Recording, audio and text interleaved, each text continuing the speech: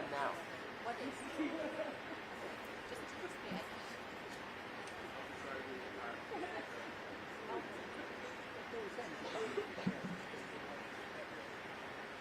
Okay, thanks.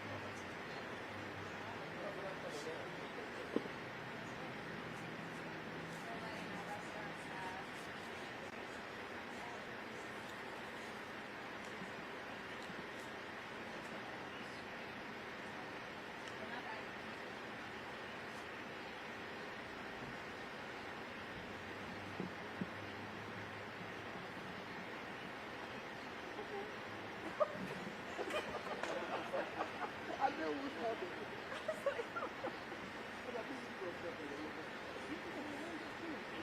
Wow, that looks good. You get a haircut like that? Yeah. You set it down? Yeah, it's like, That looks good.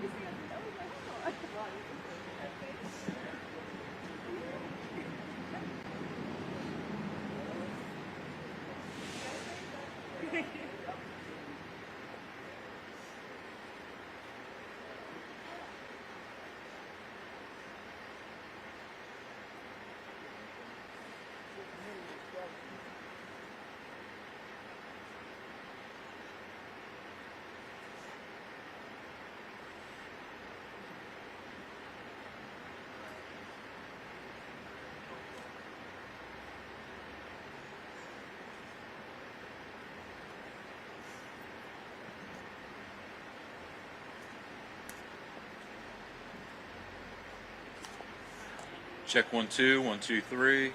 Got it. Awesome.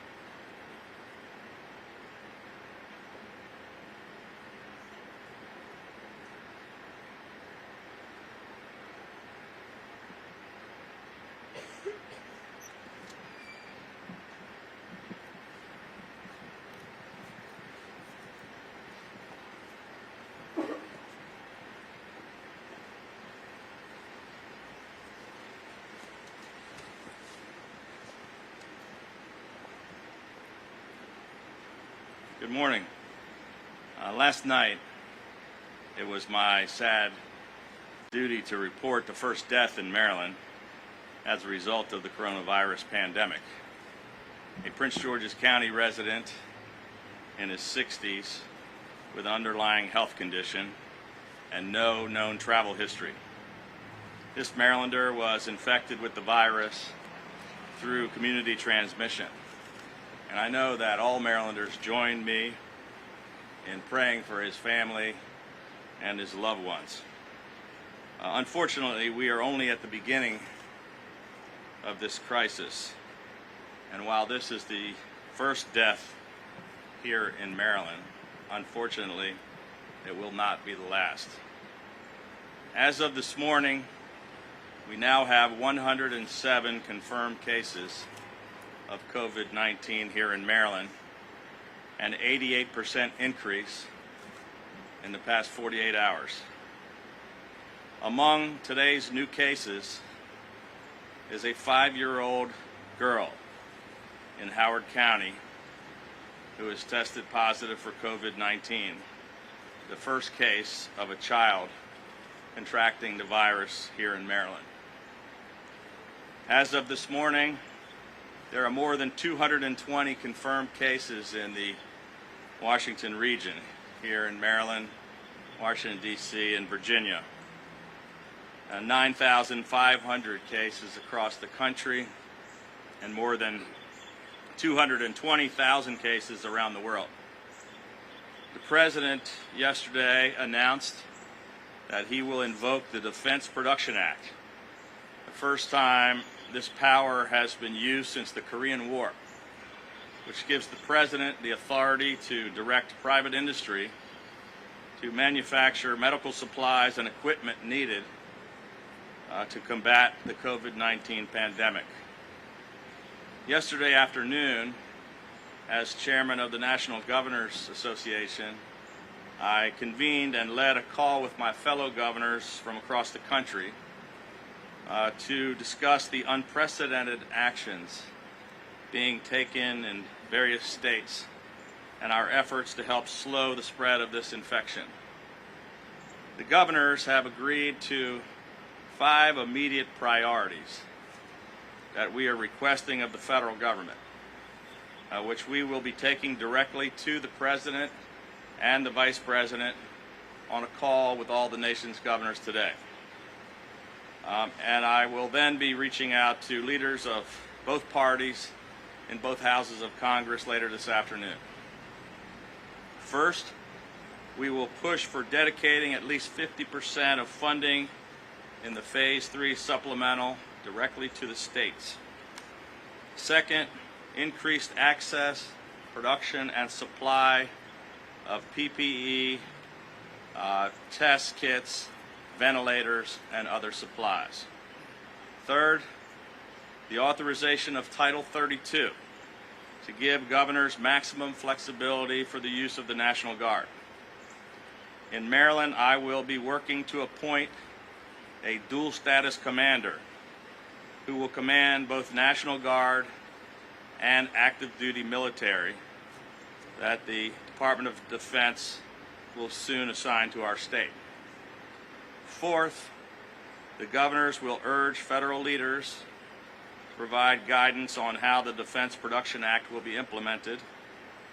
Fifth, the governors are requesting a delay or greater flexibility for the completion of both the 2020 census and the transition to Real ID. We need all levels of government working together to get through this crisis. Later today, I will be convening a call of regional leaders with D.C. Mayor Muriel Bowser and Virginia Governor Ralph Northam. I will also be convening our second call with all of the county leaders from across Maryland. This fight against this global pandemic is a race against time, and we must take action now.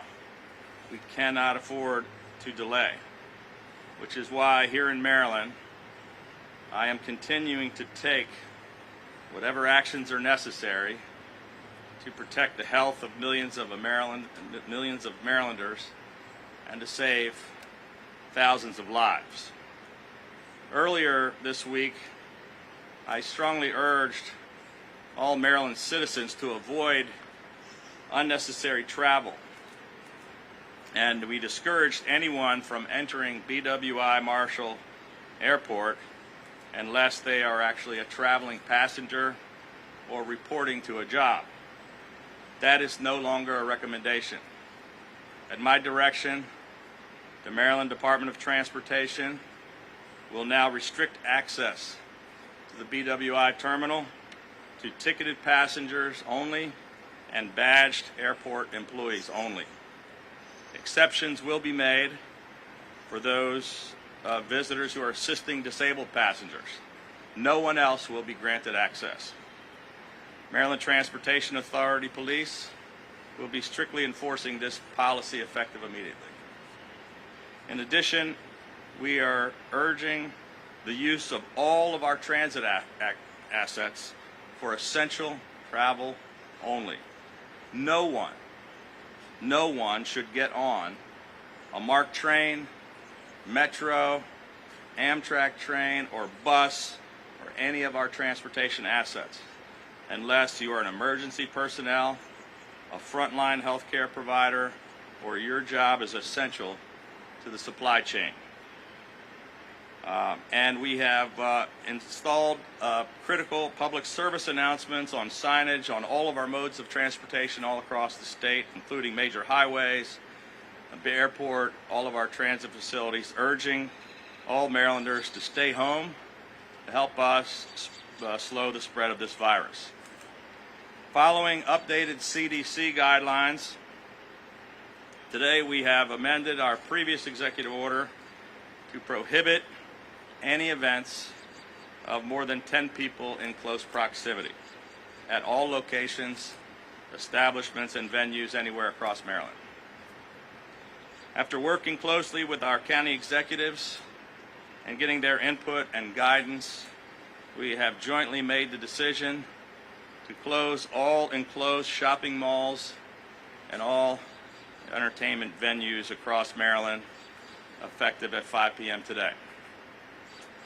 Despite all of our repeated warnings for weeks, and despite the rapid escalation of this virus across our state, the region, the nation, and the world, some people are treating this like a vacation or a spring break, with parties and cookouts and large gatherings at some of our parks. Let me be very clear. If you are engaged in this type of activity, you are in violation of state law, and you are endangering the lives of your fellow Marylanders. This week, Johns Hopkins University, and I believe today, Morgan State University and McDaniel University have announced that they will finish their spring semesters online. I have been in communication with the Board of Regents of the University System of Maryland and asked them to take the same steps for the entire university system, and to keep, while the campuses will remain open, that they should encourage and discourage students from coming back to the campus and to take their courses online for the remainder of the semester. As part of our public health surge, I am enacting an executive order to allow trucks to exceed their legal weight limits in order to facilitate the delivery of important equipment and supplies.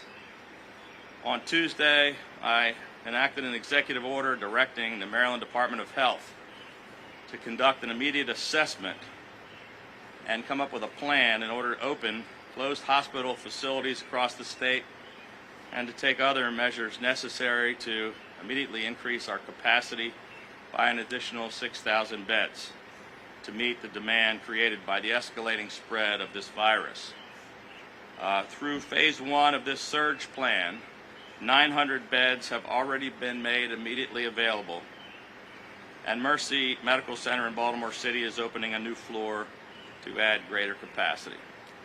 By early April, we expect to have an additional 1,400 beds open as we work to continue to work to reopen closed floors and hospital facilities across the state. I want to thank those hospitals who have stepped up and been a large part of this massive undertaking.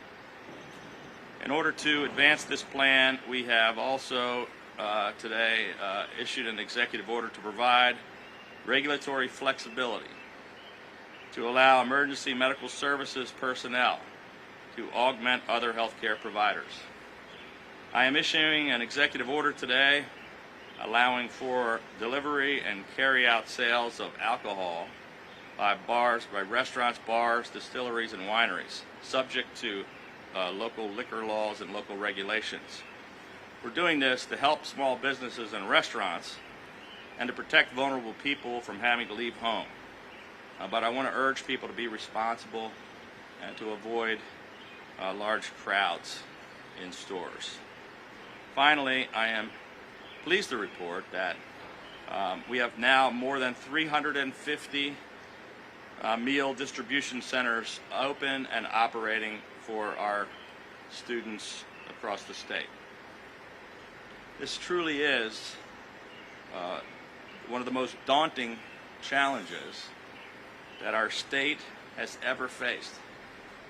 But sometimes the worst times have a way of bringing out the very best in people. And Marylanders are a shining example of that. We've seen so many examples of compassion and generosity in recent days, and there are dozens of them, but let me just tell you a couple. A number of our distillers all across the state are now, instead of producing alcohol, they're producing hundreds of bottles of hand sanitizer for the local communities. Yesterday, the owners of Pasadena Boat Works donated 14,000 respirator masks to the Maryland Department of Health. And a group of Baltimore City residents has come together to form a quarantine response network to run errands and check in on their elderly neighbors in places like Hamden, Charles Village, and Sandtown, Winchester. In these times of anxiety and uncertainty, the people all across our state always look for ways to reach out and help their neighbors.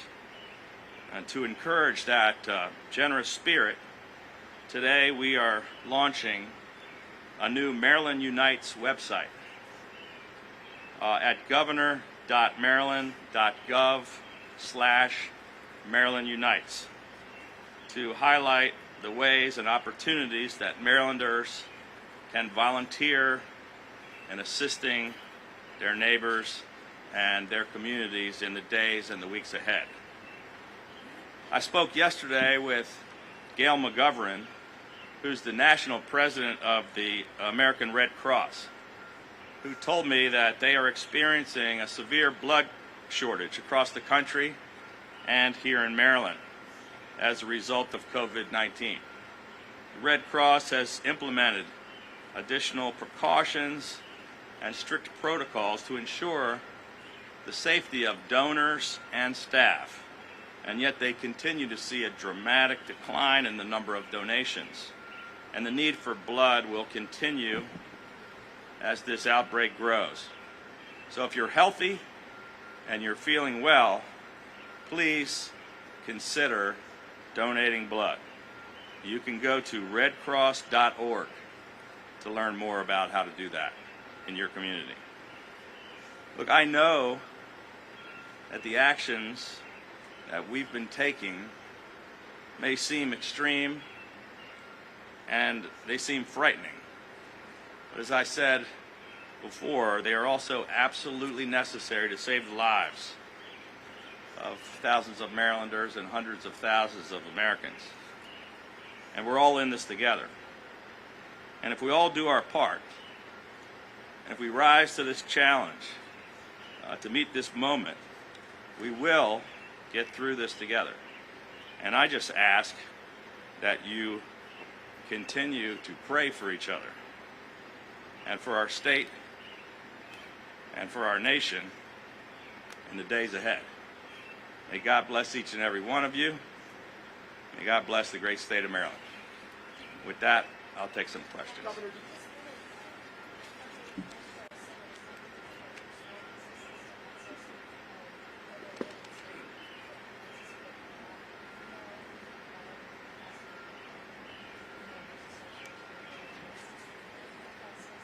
One of the things that we'll be talking with the President and the Vice President about today is one of the lists about making sure that we get some of those dollars right out to the states, because I think we're in a better capacity to help those small businesses, and it's why we have that on the list.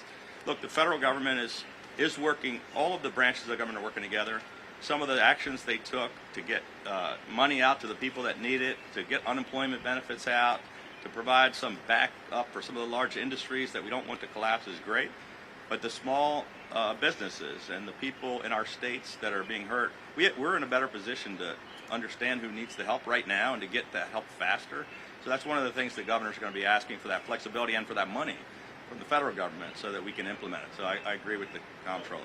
Governor, you have announced a number of tighter restrictions today. Do you foresee a possibility of doing more to kind of control public gatherings, and maybe perhaps eliminating public gatherings, shelter-in-place orders, and banning all travel?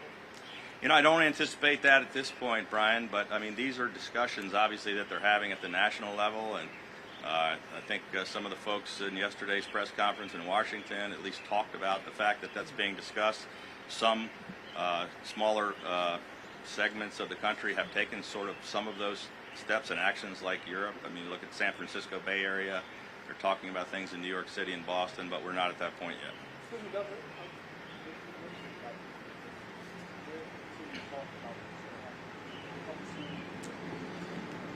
Well, so today we're talking about the universities, but we'll maybe let Karen Salmon talk about that in a little while when we finish going through a round of questions. But right now, the superintendent of state schools is talking with all of the local superintendents on a daily basis, getting input about, and that's what we said when we implemented the order.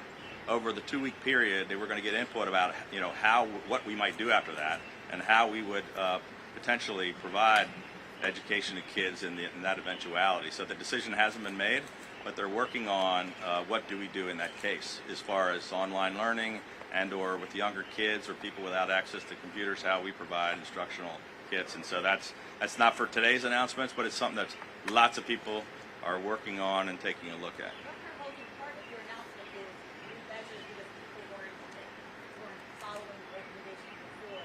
So what's the tipping point you would decide parents need to support you and they're working to shelter in place? What does it have to get to? Yeah, it's a really good question. Look, we are just making the decisions as quickly as we can, as aggressively as we can.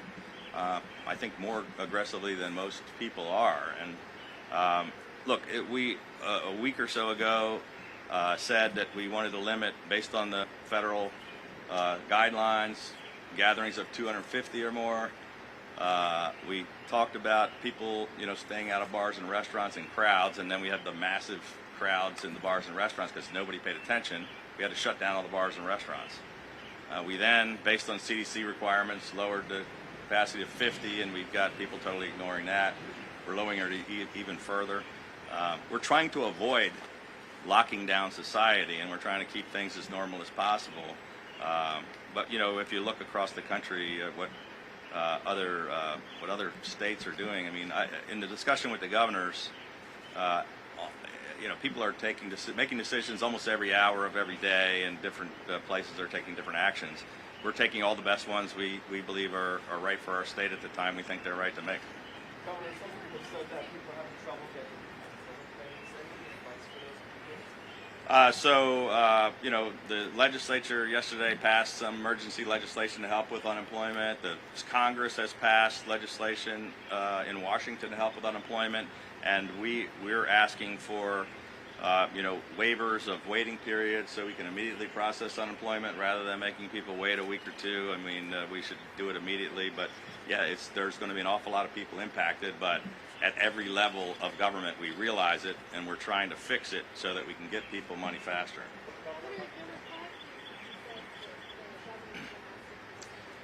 Well, there actually were probably 25 things, but we sort of narrowed it down to the ones that we're going to try to talk about today with the president and the vice president.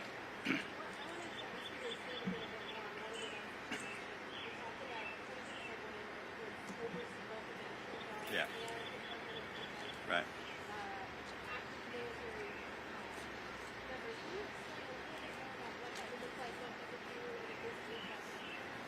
Well, maybe I'll let the general address that. But so, you know, I don't know how many states have activated the Guard. I think there are a number of folks that have activated certain portions of their National Guard.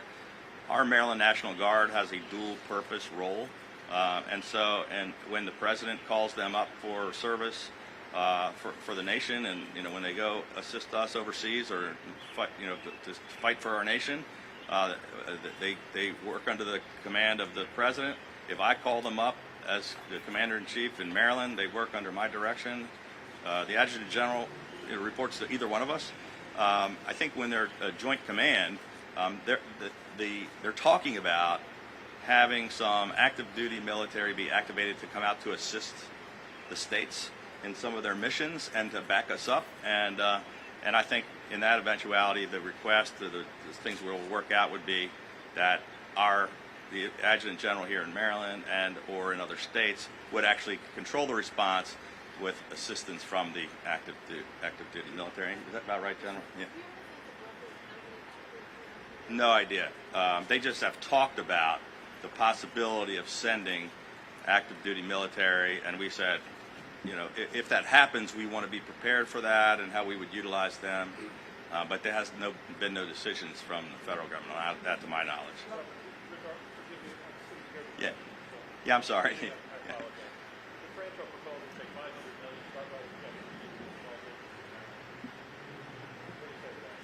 Well, I mean, there's a proposal in Washington about sending checks right away to Maryland. I haven't seen French's proposal on that. We're going to try to get as much help as we can.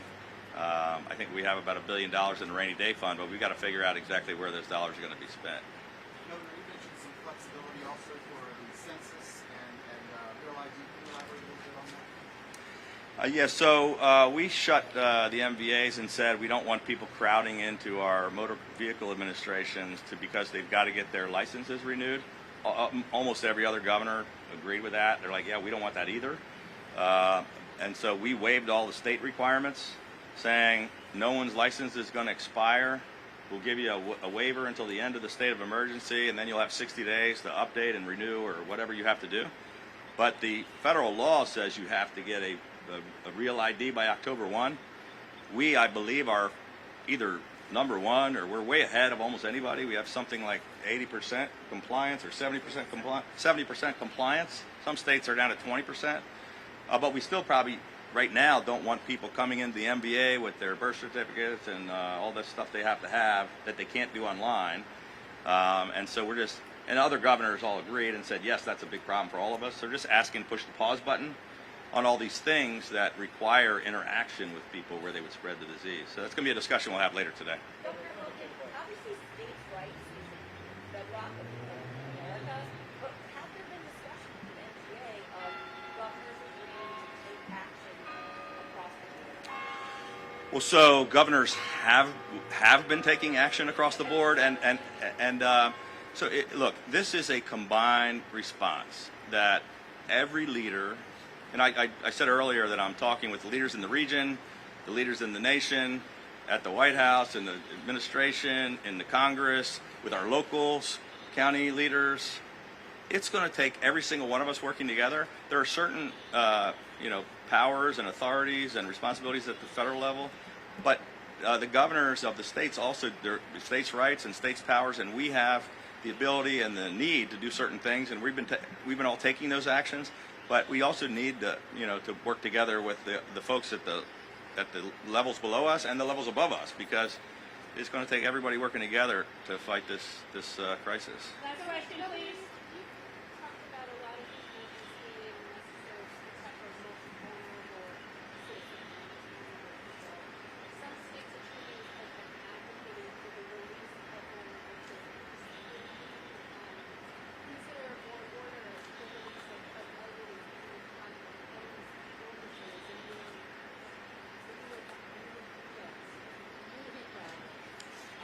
or people who have been close to a base that already have to live. We haven't seen the proposal. I read something about it, but no proposal has been sent to us. On the surface, it's something we'll consider any proposal that comes from any one of our state's attorneys. But we're now asking citizens to stay in their homes. The people that are in our correctional facilities are kind of protected and in quarantine. So if we tell everybody else they have to stay home, but we're going to let people out of prisons, it seems to be the opposite. Have the opposite impact. We're putting people out in the streets to be, they're safer where they are. That's what I'm saying. So I'm not sure that's a great idea. All right, thank you very much. General, or anyone else can stand for a moment, or set your plans? The mic, up to the mic. Yes. What would you anticipate you can contribute? So a lot of transportation right now. There's a lot of assistance required to distribute things like the strategic national stockpile distribution when that's ready to go. We're also able to augment a little bit, just a little bit, with our medical capabilities. As we said before, a lot of my medical units also work. Of course, we're all National Guardsmen. They work as civilians. So, however, we do have some capabilities. We have the structure in place that we can stand up and work with the Maryland Department of Health to augment some of the different counties out there. We're an agile force, so we have a lot of capability and a lot of things, and there's things that we haven't even discovered yet that we're capable of doing that people ask for help, and we figure out a way to get it done. General, when do you expect to have the shipments from the strategic national stockpile arrive? I'm going to have to defer to the Maryland Department of Health. They're the ones that have that mission. We assist them when they're ready to distribute it. Anything else? Thank you.